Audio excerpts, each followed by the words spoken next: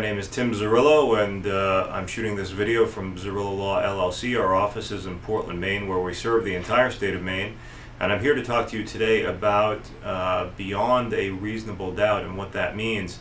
You know, I've had other videos, and you can search for my other videos on YouTube or on my website about what beyond a reasonable doubt means. And in the state of Maine, we say that it means that the charges are almost certainly true, but I don't know that that quite goes far enough to explaining to a jury what that means. And I want to explain to you in my mind what that means. And one of the ways I do that is I have this chart that I use sometimes in trials. It's called a levels of proof chart. And one of the reasons for this is to compare this for a jury, compare reasonable doubt and beyond a reasonable doubt to a jury with other levels of proof and other types of cases that they might have heard about.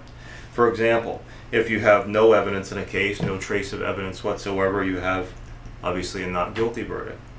If you have a scintilla of evidence, if the jury believes that there might be a small amount of evidence that the defendant is guilty, then they must render a not guilty verdict.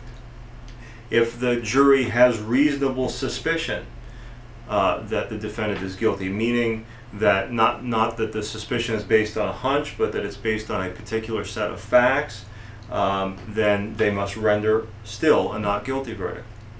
If the jury has probable cause to believe that the defendant is guilty, probable cause meaning reasonable and trustworthy information that a particular person has committed the crime charged, they must render a not guilty verdict.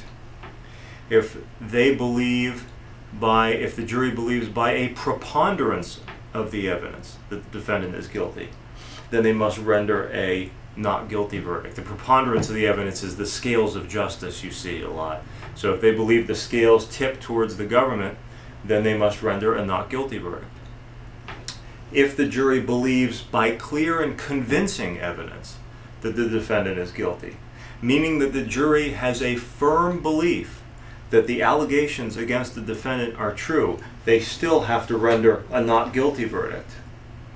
And if there is reasonable doubt, again, they must render a not guilty verdict. It is only getting beyond a reasonable doubt to the top of, in this case, a staircase, that they can render a guilty verdict. And that's very important for a jury to understand.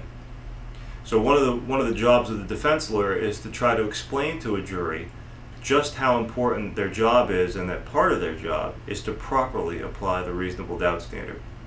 If you have any questions for me about this, or would like to discuss this or any other matter with myself or the lawyers who work for me at Zerillo Law LLC, please feel free to contact us by phone 207-347-6063, or look us up on the internet. Our website is pretty informative and tells a lot about myself, about our practice, about the other lawyers who work here who are very fine lawyers, and that is www.getzerillo.com, www.getzerillo.com. Thanks for watching.